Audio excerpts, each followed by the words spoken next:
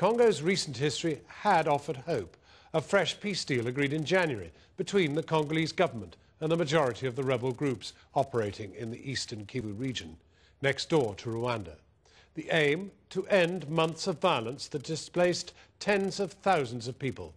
But many of the rebel groups who've signed the deal have been blamed for the continuing atrocities. One of the most notorious of them, the FDLR, or Interahamwe, did not participate in the active engagement deal. The FDLR is made up of Hutus who crossed the border after the 1994 genocide in Rwanda. Photographer Susan Schulman has just returned from North Kivu with stills and filmed footage, along with other material from Médecins Sans Frontières. Our Foreign Affairs correspondent Jonathan Miller now reports on what the graphic images tell us. For 15 years now, every child born's been a war child. They live with desolation and terror. They die of disease and starvation. And they grow up too fast.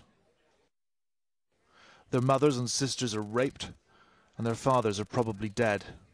Their villages abandoned, so they hide in the forest.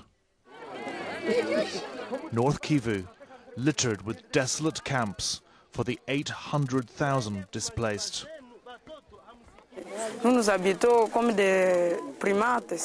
We live like apes, like monkeys. We make shelters for ourselves. We make them with leaves. They become our homes. The future is to die. It's dying because of all the problems. I was born during the problems. Today I'm 18 years old. As you can see, it's awful. The ripple effects of the genocide in Rwanda still reverberate in the green hills of Kivu. A four-way civil war raging on here, even though they signed a ceasefire 2 months ago. It's killing 45,000 people every month, 1,500 a day, and half are children. This camp is called Chèvrerie. This man, a displaced person himself, has been keeping detailed records and says there are now 5,500 families here. There is one tap and no proper toilet.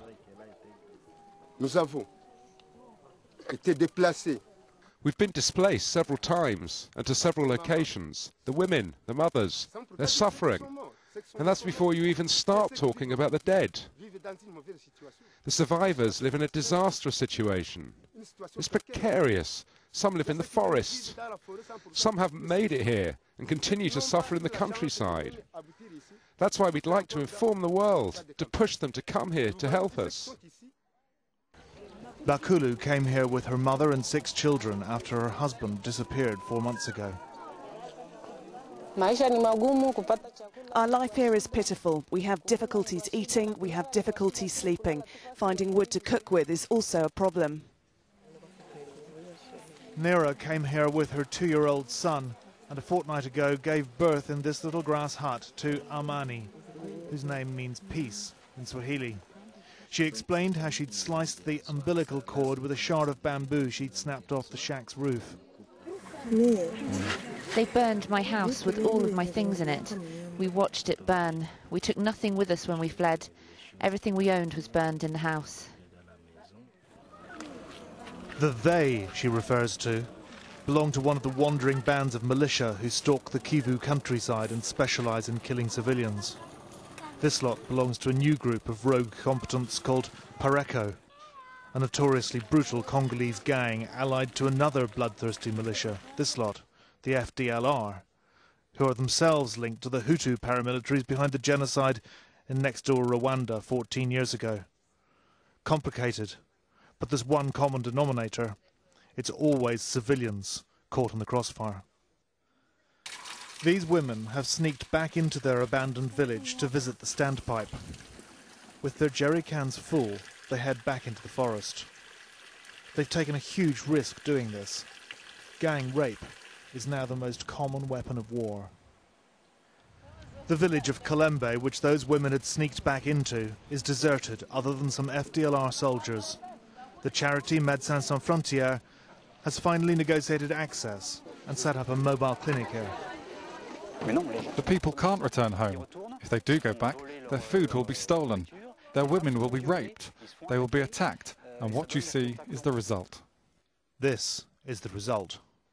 A scared 18-year-old girl called Sifi, kidnapped by rebel soldiers and for 2 years raped so violently and so often, she was left paralysed and incontinent. Sifi became pregnant, but her rape baby was stillborn. She's just undergone surgery. Sifi says she lost her mind. The same rebels came into our village and started killing. There was shooting and guns and knives, and then suddenly I saw my father killed with a knife and my mother by a gun. I couldn't even contemplate what had happened, so I ran away, just ran away as fast as I could. I lived in the bush around my village. That's where I was when the rebels raped and took me. I stayed with them for 9 months. The documented age of Kivu's rape victims is beyond belief, from toddlers to septuagenarians. This little girl is 2. She was raped. Many who survived these horrors contract HIV. Others find themselves ostracized. There were 2 of them. They were heavily armed. When they were finished, they left. At first, I just couldn't move. I was paralysed with pain and shock. Then I forced myself to get up and walk home. But when I arrived at my house, when my husband saw me and realised I'd been raped, he wouldn't let me in the house. He wouldn't even talk to me. He didn't even look at me. He just pushed me aside and left. He rejected me. He abandoned me because I'd been raped. He abandoned our 2 children as well. Today, the roaming civilians of Kivu shelter where they can. Those not in makeshift camps congregate around abandoned schoolrooms and in churches. There is visible fear and exhaustion on these faces. In some places, cholera outbreaks are being regularly reported due to dire sanitation and filthy water. Acute malnutrition is widespread in small children. Food supplies rarely make it through rebel lines. This month alone, more than 20,000 children will have died here from hunger and easily preventable diseases. The war in eastern Congo has reached an Orwellian permanence. It's gone on for so long, few can remember anything else. The brutal reality is that because no one outside eastern Congo feels threatened by conflict in this corner of hell, no one much cares what goes on here. Every attempt to bring peace has failed.